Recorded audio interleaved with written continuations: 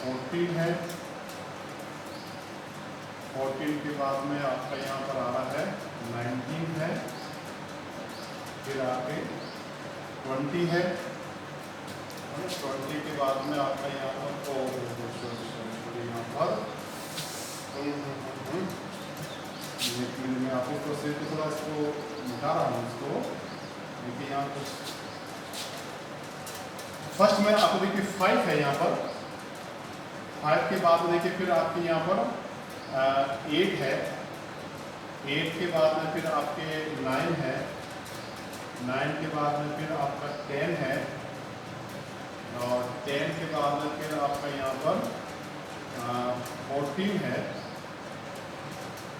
14 के बाद में यहाँ पर आपका 16 है, 16 के बाद में यहाँ पर आपका 19 है, 19 के बाद में आपका 20 है ना, ये आ गया, ये आ गया, ये आ गया, ये आ गया, 19 आ गया, 16 आ गया, 5 आ गया, है ना। 20 के बाद में आपका आ रहा है 28, देखिए 28 के बाद में आपका 28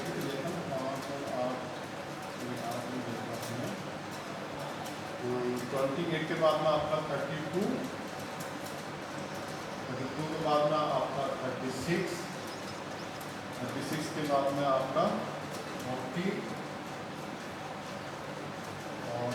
40 के बाद में आपका 60, है ना। तो देखिए 1 2 3 4 5 6 7 8 9 10 11 12 और 13, यहाँ पर 13 है, 1 2 3 4 5 6 7 8 9 10 और 13। तो देखिए अपन ने इस मार्क्स को एक टेबल के द्वारा अपन इसको सेट करने का प्रयास किया, कि बोलते हैं मैंने एस्केंडिंग ऑर्डर में इसको आरोही क्रम में इसको जमा दिया है। यह सीरियल नंबर है, क्रमांक आपके पास 1 से 13 आ रहे हैं, और ये आपके मार्क्स आ रहे हैं। देखिए लेस देन से मोर देन अपने, तो सबसे पहले क्या करना है आपको इस सीरीज में उस वैल्यूज को आपको एस्केंडिंग या डिस्केंडिंग, आरोही या अवरोही क्रम में इसको आपको जमाना है, और एक आपको इसकी एक सीरीज तैयार करना। तो अपने पास में एक सीरीज तैयार हो चुकी है, और उसको सीरीज को तैयार करने के बाद में अब आपको एक फॉर्मूला लगाना। देखिए यहाँ पर, यहाँ अपन लिखेंगे m बराबर, है ना, size of n plus 1/2 items, है ना। यहाँ पर m this is a median, जो आपका मूल्य है वो आएगा। Size of n number of items, तो कितने पद हैं, है ना। यहाँ पर n क्या आ रहा है, नंबर ऑफ इथम्स में कितने पद आ रहे हैं, तो यहाँ पर कितने पद हैं, यहाँ 13 आ गए। यहाँ पर देखिए, अब देखिए यहाँ पर आपका साइज ऑफ 13 प्लस 1/2 इथम्स, m बराबर साइज ऑफ 14/2 इथम्स, m बराबर साइज ऑफ कितना हो गया आपके पास में 7 इथम, मतलब 7वां जो मूल्य है, जो 7वां पद है ना। यहाँ देखिए आपका 7वां पद आपका कौन सा आ रहा है, देखिए 1 2 3 4 5 6 और 7, इधर ये 7 ये आ रहा है, इधर ये 7 ये आ रहा है ना। देखिए इसमें कौन सा देखिए आपका यहाँ पर, इसलिए m बराबर कौन सा आ गया आपका 19, जो आपका इथम्स है वो आपका मीडियन वैल्यू आपका है। अब आप देखिए मैंने क्या कहा था, मीडियन क्या होता है, किसी भी समग्र श्रेणी का 20 का मूल्य क्या होता है। 20 का मूल्य वह उस सीरीज को इस प्रकार दो भागों में इस तरह बांटता है कि उस मूल्य से उसके ऊपर के मूल्य उससे छोटे होते जाएंगे, और उसके नीचे के मूल्य उससे बढ़ते हुए क्रम में होंगे। यहाँ देखिए ये जो 19 आ रहा है, इसके ऊपर का मूल्य आपका देखिए 16 14 10 9 8 5, ये इससे कम होते जा रहे हैं। तो देखिए 19 के ऊपर देखिए 20 20 30 60 40, ये आपको बढ़ते क्रम में है। तो ये क्या होगा इस सीरीज में 19 जो है वो इस क्लास का मतलब 19 जो मार्क्स है, ये आइटम क्या ना 19 मार्क्स है ना, ये आपका इनका 20 का प्राप्तांक। तो इस तरह अपन एक इस सीरीज में अपन को इस तरह ये आपके वीडियो अपन को ज्ञात करते हैं, और फॉर्मूला है m बराबर size of bracket n plus 1 divided 2 इथम्स, और ये अपने लिख दी, और यहाँ पर इसका जो आंसर आया है वो आपका 19। अब कई बार ऐसा होता है कि ये तो जो आपका जो इथम्स हैं, जो पद हैं, वो आपके अनइक्वल थे, मतलब असमान थे, मतलब 13 आ गए यहाँ पर पास में। अगर यहाँ पर अगर आपके सम पद हो, मतलब इक्वल पद हो, जैसे यहाँ पर आपके 16 इक्वल पद आ रहे हैं, 18 आ रहे हैं, 20 आ रहे हैं, तो उसमें फिर अपने m कैसे निकालते हैं इसको भी अपन देख लेते हैं। एक क्वेश्चन मैंने लिया है, किसी कक्षा में एक 16 विद्यार्थी हैं और उनके स्टैटिक्स में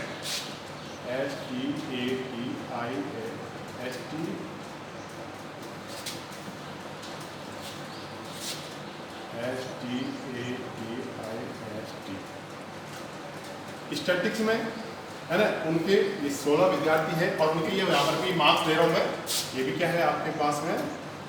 ये आपके मार्क्स है ना।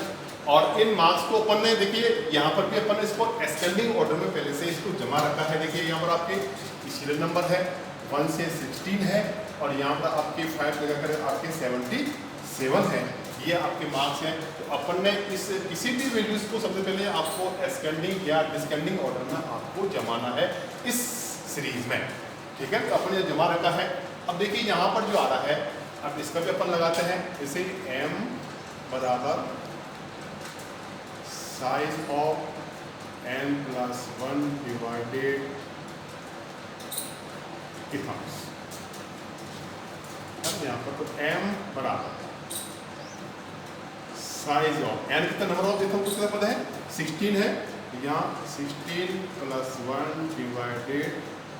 2 इथम्स,